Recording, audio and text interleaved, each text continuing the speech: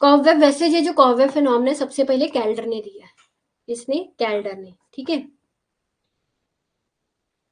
So price fluctuation, जब मैं इस चीज को हिंदी में ट्रांसलेट करती होती हूँ ना बोलकर, तो हिंदी मीडियम वाले स्टूडेंट्स नोट कर लिया करो, जब इंग्लिश में लिख रही होती है तो इंग्लिश वाले लिख लिया करो। Price fluctuation can lead to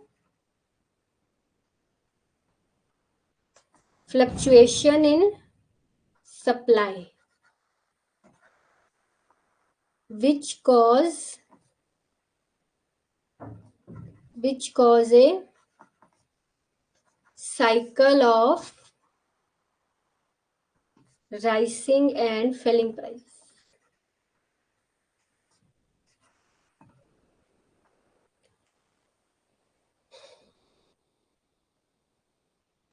तो कॉवेब फिनोमेना बेसिकली ये कहता है, जैसे बेसिकली एग्रीकल्चर में ये अप्लाई होता है सबसे ज्यादा।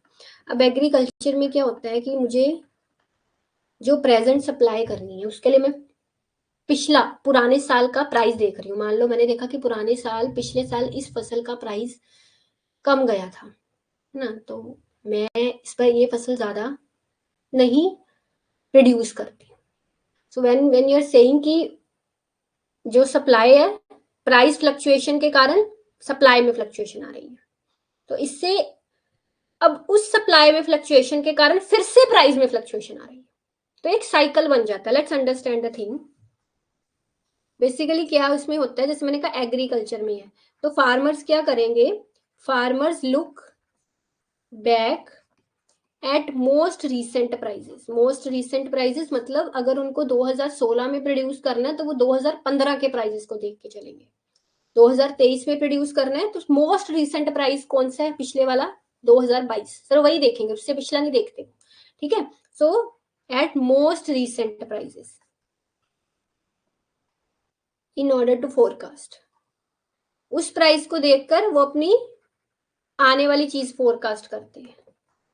सो लेट्स अंडरस्टैंड नॉर्मली क्या रहता है, व्हेन फार्मर्स एक्सपेक्ट, जब फार्मर्स एक्सपेक्ट करें, फोरकास्ट करें कि पिछले साल इस फसल का प्राइस ज्यादा रहा था, इस साल भी इस फसल का प्राइस ज्यादा रहने वाला है, तो इफ दे एक्सपेक्ट कि हाई प्राइसेस ही कंटिन्यू होने वाली है, तो फिर वो क्या करते हैं, अब ज्यादा प्राइस यानी कि उनको प्रॉफिट ज्यादा मिलेगा, तो इस चीज में वो बहुत ज्यादा प्रोड्यूस कर लेते हैं, they produce too much, price ज्यादा है, हो ही होने वाला है।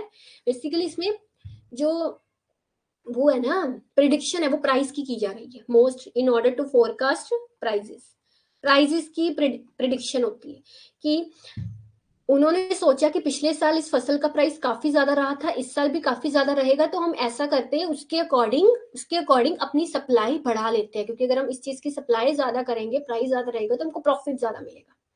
डिपेंडेंट वेरिएबल वैसे यहाँ पे सप्लाई है और इंडिपेंडेंट वेरिएबल है पिछले साल का प्राइस, है ना। तो present supply depend upon last year price, बात समझे ना।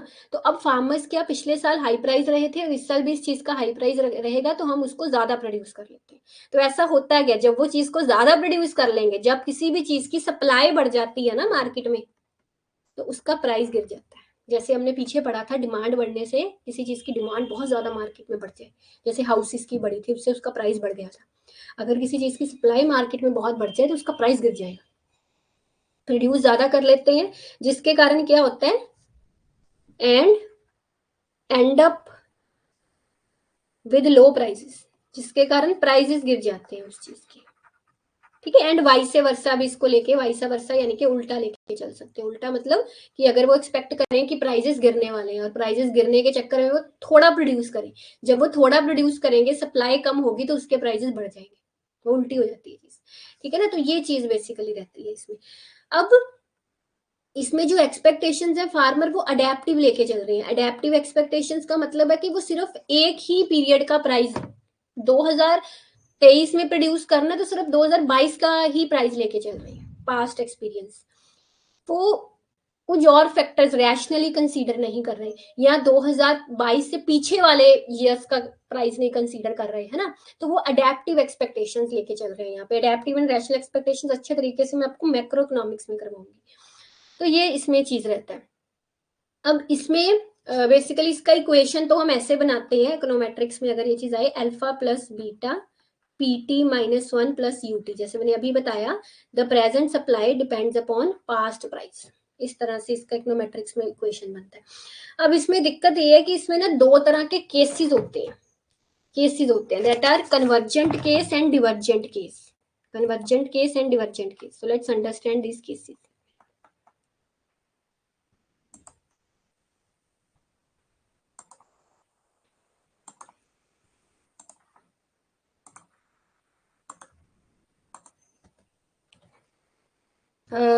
Cobb phenomena में there are two cases, convergent case, इसको हम बोलते हैं स्टेबल इक्विलिब्रियम, ठीक है। दूसरा होता है डाइवर्जेंट केस, इसको हम बोलते हैं अनस्टेबल इक्विलिब्रियम। अनस्टेबल इक्विलिब्रियम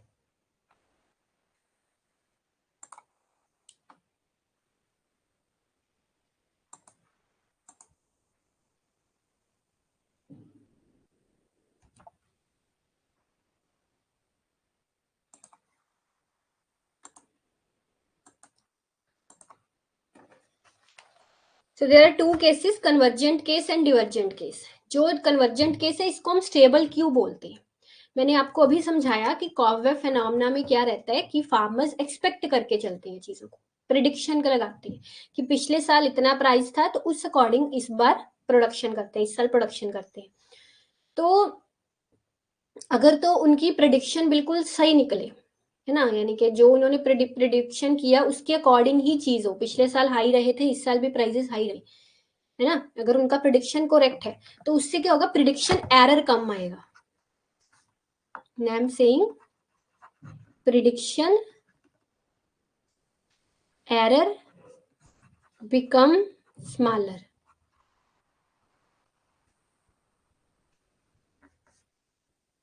जब प्रिडिक्शन एरर कम आता है, धीरे धीरे कम होता जाता है। पहली बार उन्होंने प्रिडिक्शन किया था, थोड़ा फर्क आया था, प्राइस हाई उतना नहीं रहा। दूसरी बार प्रिडिक्शन किया, एरर और कम हो गया।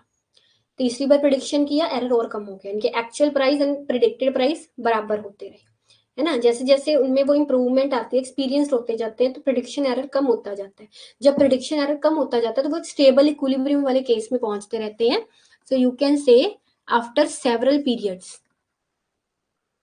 After several periods price and quantity come close to each other, come close to the point where equilibrium arise। मैं आपको इसकी डायग्राम भी बना के दिखाती हूँ। बट जो अनस्टेबल वाला केस होता है इसमें प्रिडिक्शन एरर लगातार बढ़ता जाता है। अनस्टेबल डिवर्जेंट केस का मतलब है कि जब फार्मर्स का प्रिडिक्शन एरर लगातार बढ़ता जा रहा है, प्रिडिक्शन एरर बिकम ग्रेटर, तो इसमें क्या होता है कि प्राइस एंड क्वांटिटी एक दूसरे से डिवर्ज हो जाती है, एक दूसरे से दूर जाई जाते हैं।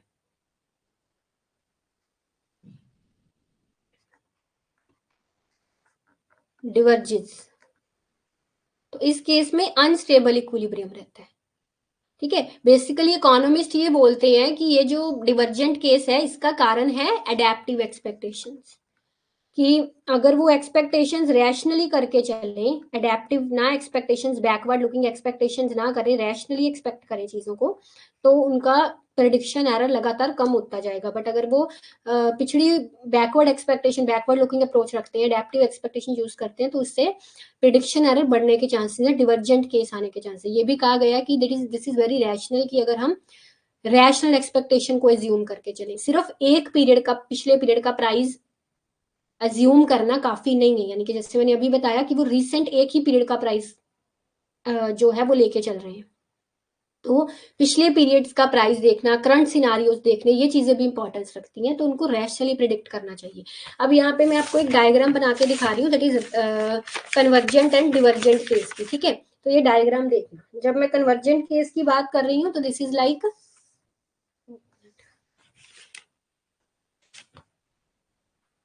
ये देखिए ध्यान से ये चीज देखना, कन्वर्जेंट केस में हम अक्सर बोलते हैं कि जो इलास्टिसिटी ऑफ डिमांड है वो इलास्टिसिटी ऑफ सप्लाई से ज्यादा रहेगी, तभी कन्वर्जेंट केस आएगा। इलास्टिसिटी ऑफ डिमांड, ये मेरा डिमांड कर्व है जो कि ज्यादा फ्लैटर बनेगा, ये मेरा सप्लाई कर्व है जिसकी इलास्टिसिटी कम है, जिसके कारण वो फ्लैटर नहीं है। तो मान लीजिए यहां पर है हम, this point, at this point, ठीक है। तो ये देखिए ध्यान से देखना, जैसे जैसे इसमें प्रिडिक्शन एरर कम होता जाएगा ना, तो हम इक्विलिब्रियम के पास आते जाएंगे। ये देखिए आए इक्विलिब्रियम के पास, ये देखिए इक्विलिब्रियम, समझे ना, इक्विलिब्रियम के पास आते गए। तो ऐसे बनता है ये केस, ऐसे देखिए, ऐसे, in that way elasticity of demand is greater. अगर मैं डिवर्जेंट केस डायग्राम से एक्सप्लेन करूं तो इसमें उल्टा रहता है, elasticity of supply is greater than demand, ठीक है। तो डिमांड कर्व मेरा थोड़ा स्टीपर बनेगा और सप्लाई कर्व मेरा थोड़ा फ्लैटर बनेगा, ठीक है, ऐसे करके। तो इस, एक मिनट, हाँ, तो हमने यहां से, एक मिनट, इसका सेंटर में पॉइंट नहीं आना, तो ये डिवर्जेंट केस है। डिवर्जेंट केस होता है ऐसे, इन दैट वे, इस तरह से ये केस काम करता है, ठीक है। तो इसमें क्या है, जैसे मान लो यहां से हमने शुरुआत की, यहां से शुरुआत की, यहाँ पे गए,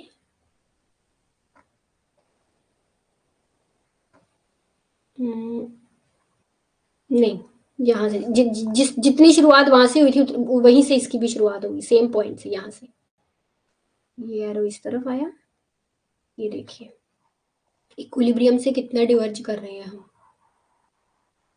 यहाँ पे आया है ना। तो वो डिवर्जेंस समझ रहे हो कि इक्विलिब्रियम से हम दूर जाते जा रहे हैं यहाँ पे, एक मिनट।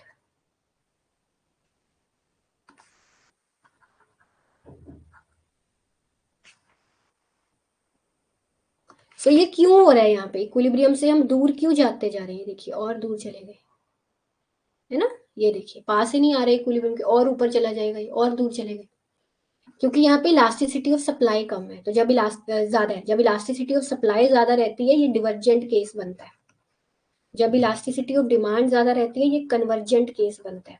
और आप इससे उल्टा भी बोल सकते हैं, मैंने आपको समझाया था इलास्टिसिटी एंड स्लोप एक दूसरे से इनवर्सली रिलेट करते हैं। When I am saying elasticity of demand is more, that means slope कम है उस चीज का,